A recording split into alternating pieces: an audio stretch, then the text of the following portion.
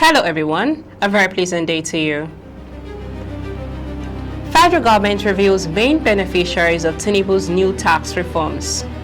ADC rejects Tinubu re-election support, inaugurates Congress. Rivers SSG Benibo Anabraba resigns from PDP. And Wike holds meeting with Rivers State APC Chairman and PDP Chairman. Another foreign saying 10 found guilty of cyberbullying Bridget Macron. A very good day to you and welcome to Fastness News Port Harcourt. I am Becky Usoro. Now the news in full. The Nigerian Revenue Service NRS has identified the primary beneficiaries of the new tax law introduced by President Bola Tinubu. In a media interview, NRS Executive Chairman Zaccheaus Adedeji said the reforms are designed to benefit the poor. He emphasized that the government is not increasing taxes and noted that when considering all exemptions, more than 95% of low-income earners are completely exempt from the new levies. He highlighted the removal of value-added tax VAT on all food items is particularly advantageous for the poor, explaining that about 90% of their disposable income is spent on food. We have removed VAT entirely from these items. The same applies to transportation, which also affects the poor. So when you took out all the overall impact, the net benefit clearly favors the poor. They are the main beneficiaries of this tax reform, he said. Recall that Tinubu on June 26, 2025 signed the 4 tax reform bills into law. These laws include the Nigerian Tax Act, the Nigerian Tax Administration Act, the Nigerian Revenue Service Act, and the Joint Revenue Board Act.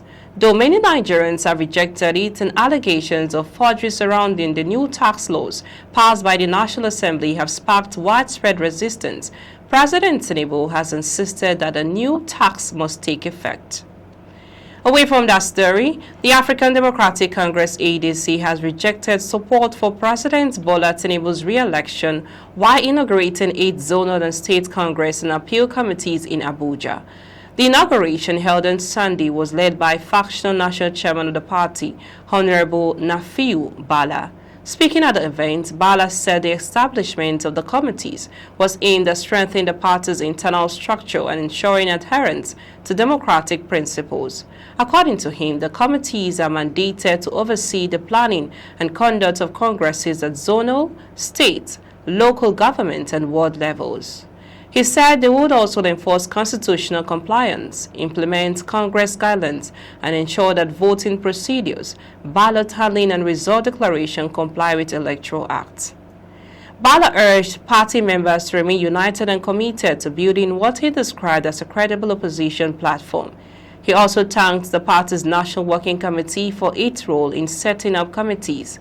Addressing recent political comments, Bala distanced the party from a statement by Honorable Leke Joseph Abijide endorsing President Tinubu for a second term in office. I want to categorically distance the leadership of ADC from the statement made by Honorable Leke Joseph Abijide in support of President Bola Tinubu for 2027 re-election. According to him, the endorsement does not reflect the position of the ADC as an opposition party. This statement does not represent the African Democratic Congress. We reject any association with it and reaffirm our stance as a strong opposition force in Nigerian's political space. Bala called on party leaders and members to work together to build a stronger and more united party ahead of future political engagements. In his acceptance speech, the chairman of the Congress Committee for Northwest Geopolitical Zone, Dr. Abimukun Mandi, said the inauguration marked a significant step in repositioning the African Democratic Congress. He said the newly inaugurated zonal leadership would play a critical role in strengthening the party's structure across all levels. We now move on to Rivers State. The secretary to the Rivers State government, Benibo Anabraba, has officially withdrawn his membership from the People's Democratic Party (PDP). Anabraba conveyed his decision in a letter dated January 5, 2026, which he addressed to the PDP chairman of Ward 1 in Akuku Toro local government area of Rivers State. In the correspondence, he stated that his resignation was based on personal considerations, while appreciating the platform, support, and political opportunities the party afforded him throughout his term as a member. he did not disclose his next political move in the letter. Still in Rivers State, the Minister of the Federal Capital Territory FCT, Wike, on Monday held a meeting with the Rivers State Chairman of the All Progressive Congress APC, Chief Tony Okocha, and the Rivers State Chairman of the People's Democratic Party PDP, Chukwuemeka Aaron. According to a media post by Honorable Larry Olayinka, the media aide to the FCT minister, the meeting took place on Monday, 5 January 2026. Although details of the discussions were not disclosed, the engagement has attracted attention from political observers due to Wike's continued influence in Rivers State politics and his role in the APC-led federal government.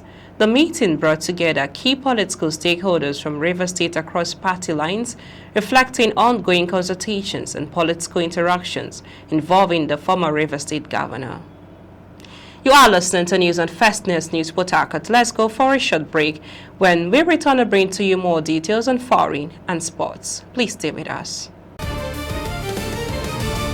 Welcome back. In case you're just joining us, you're listening to News on Fastness News Port Harcourt. We now bring you the rest of the news.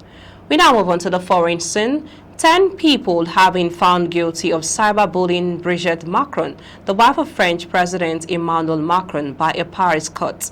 The defendants were accused of spreading false claims about her gender and sexuality, as well as making malicious remarks about the 24-year age gap between the couple. Most of the defendants were handed suspended prison sentences of up to 8 months, but one was jailed immediately for failing to attend court. Some had their social media accounts suspended. The judge said the 8 men and 2 women had acted with a clear desire to do harm to Brigitte Macron, making remarks online that were degrading and insulting. And on sports, Manchester United under-17 coach Darren Fletcher will take over the senior team until further notice. This follows the club hierarchy's decision to sack Ruben Amorim as manager. Amorim was fired after meeting with the director of football, Jason Wilkes, and the chief executive, Omar Berrada, this morning.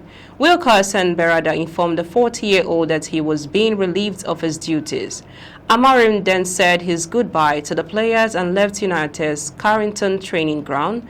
Fletcher is now expected to take charge for Wednesday's Premier League game at Burnley. The Red Devils currently sit in 6th place with 31 points after 20 fixtures. That's all on the news this hour. We now bring you highlights of the top stories in this bulletin. We brought to you the federal government reviews main beneficiaries of Tinubu's new tax reforms, and also APC rejects Tinubu re-election support inaugurates Congress, and also brought to you from Rivers State. The Rivers State's SSG Benibo Anambra resigns from PDP, and also Wike holds meeting with Rivers State APC chairman and PDP chairman. And also in the foreign scene, brought to you the 10 found guilty of cyberbullying Brigitte Macron. I am Becky Busoro from I and the entire team in Port Harcourt, Nigeria. Many thanks for watching. Bye for now.